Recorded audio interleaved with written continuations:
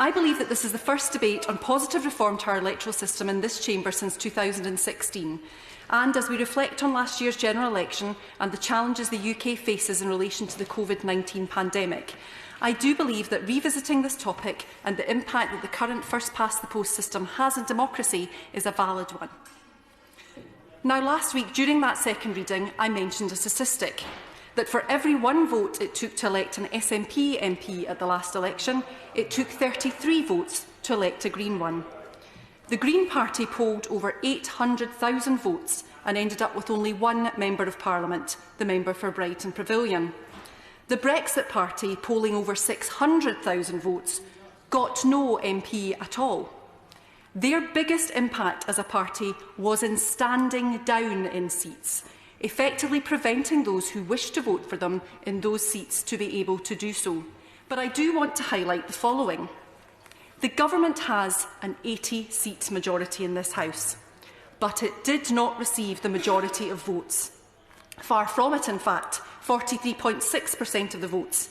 But due to first past the post, it now holds 56% of the seats.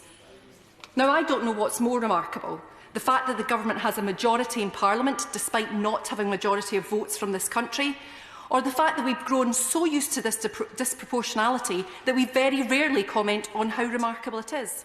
Because the Scottish National Party's vote is concentrated in the 59 Scottish seats, the situation that first past the post creates there is even more serious. In December, 45% of the vote for the SNP equated to 80% of the seats. The adversarial nature of things becomes even more stark where two parties each claim to be the voice of their people. How depressing is it that for a great number of people in this country, being represented here in this place by someone that they actually voted for feels like a treat? In last week's debate, many MPs spoke about how much they love their constituencies and the pride they take in representing them.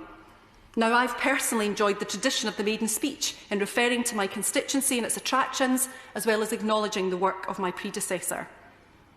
But actually, as a Member of Parliament, you don't represent your constituency.